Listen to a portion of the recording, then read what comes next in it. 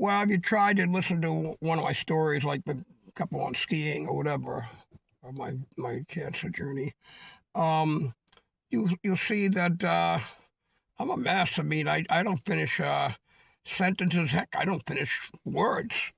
and because it's just you know it's live action. I'm not reading off a script. So and that's what's happening right now. So I'm about to tell you about the skate from UNH, and who knows what's going to happen, what's going to come out of my mind, but we'll see. Okay, so first of all, what happened at UNH is I think this was 2012, the summer. I think it was 2012 summer that arsonists had come and someone burnt down the boathouse at the UNH sailing team, and so I think I've got it right that there were 55 boats, mostly sailboats, but power boats too. And the fire's got to be hot to burn these things to a crisp. So it was a mess. So I felt really bad, and here it is. Um, it's I think early August, and in a month they have not only UNH has got the sailing team, they've got recreational classes. Like I did it for 27 years. I taught recreational classes at Boston University, as well as run the classes were of course for credit. Ooh, credit for sailing, and then I did all the maintenance and all the in the recreational program, as well as try to coach a co-ed team, a women's varsity team, two JV teams, and a freshman team, because we're all kind of together. But any given weekend, we've got about 5 events to go to. So there I am running off again. So anyway, I'm feeling bad about UNH not having their boats. So I say, what the hell? Any excuse for an adventure for Brad, okay? And I'm going to interrupt and say, my adventures I don't train for. No, I have been, all these events have been over 40 and at least 30 pounds overweight. I don't train. What the hell good is that? I want the adventure. I'm not at the Olympics.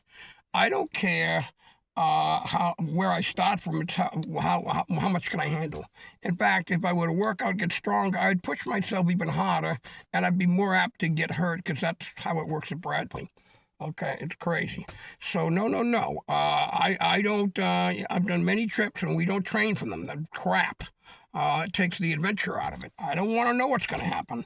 It's the mystery. So. So this is the one time I'm like, oh, damn it, I'm going to skate 24 hours straight.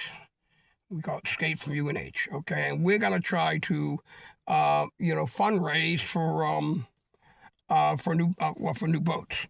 Now, I know I'm not going to do much, but hey, even one boat is a help, okay? And UNH sailing team's pretty stoked, and so here it is. This is their Burgee, like 19 different sailing team members signed that, and I'm back. So I still have that, and fond memories. So 24 hours, I'm going to skate as long as I can, and people are donating per mile, or they could do a flat fee or whatever. So I'm smart about it. So what time, if I'm going to do 24 hours, when should I start? Well, for me, crazy it is, I want to start at 11 p.m. I want to get the night stuff done first. I also want to have time at the end of the skate to maybe get to a bar before it closes. So anyway, now I know I'm going to start at 11, but where am I going to start from? Am I going to start from South Boston?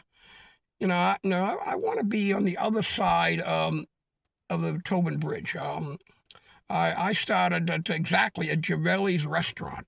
My parents went there years ago, and I think it just closed down, which would be crazy. It's a staple there, but Givelli's. And so at 9:30, I had my classic meatball sandwich that they have there, a few beers, and I'm gearing up, and at about 11:15, I'm outside ready to go, and the poof, 11 o'clock, the clock has been started.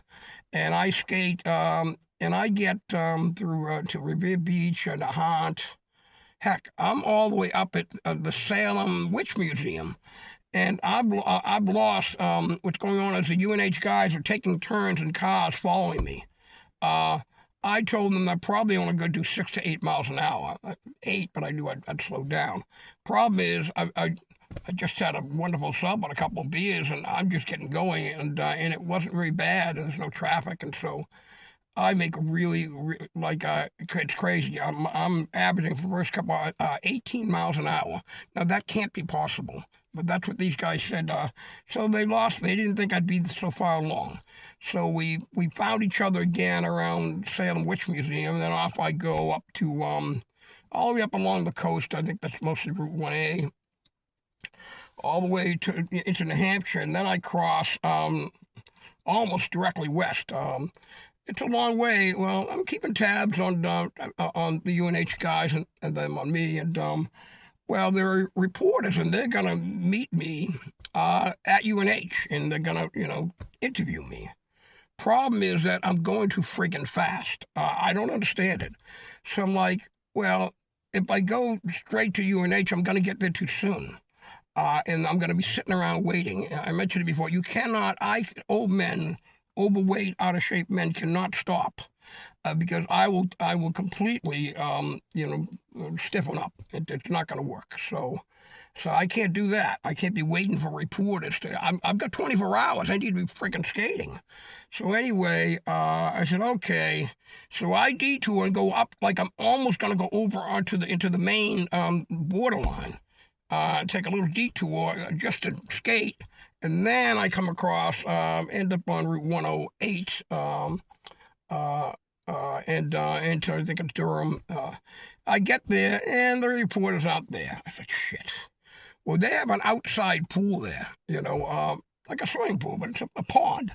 So, oh, crap, well, what am I going to do? So I strip down. I hated doing this. I strip down and take a swim.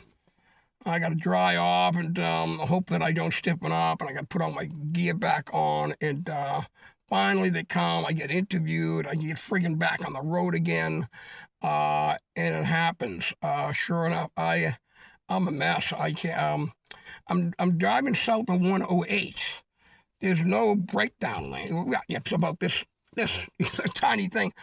The stones and pebbles, thank God I've got ski poles, and the cars are whizzing by me, I would say about a foot and a half away from my shoulder. My pole at any time could go out and whack the car. And I'm doing this, and the cars are whizzing by at 45. The speed limit's like 40. They're whizzing by at 45, 50. And I'm getting stiffened up. And everything slows down, and I just do not do as well. So, but I ended up in Lynn. So when the 24 hours was over, it was 11 p.m. and I was at Lynn. Now there's a lot more detail all through, Wentworth and that 1A and it's pitch black and everything. But there were different cars following me at different times, and actually a van to pick me up. And we know exactly where we were going. We were going to the Beacon Hill pub, used to be called Father's 3, because that's my bar. That's where I played darts out of for many years. And so I got to rush back and get a beer before they close. Well, I don't know that when I get to the Beacon Hill pub, the place is packed because they're all there for me. So all the college kids from, BU, BC, Harvard, whatever, they're all there. And not all, but people from all those sailing teams. And, I don't drink for the rest of that night, and I get a ride home, too. So that was my skate for UNH. As it says on my little thing, I did 172 miles. I did that in exactly 24 hours, and I'm really ticked off. I should have easily had 200 miles. If I didn't have to wait and go swimming for the reporters, if the road wasn't so bad and I wasn't so weak, so I guess I should have trained. But that was something. What did I eat and drink? You ready for this? I had almost nothing to eat. I had a couple granola bars, easy access.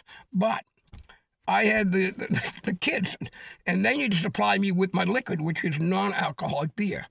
I had 2 Red Bulls. In 24 hours, I had 2 Red Bulls and 17 non-alcoholic beers. Hey, they were cans anyway. And that's all I had. That's the fuel I used to get me my miles. So how much did I raise? I'm embarrassed to say I think it was only $5,000. But again, enough for another boat. But unfortunately, this is all being arranged in August, and not enough people knew about it. So, but anyway, grateful for what the UNH kids did for me, and I'm probably happy what I did for them, and just another adventure.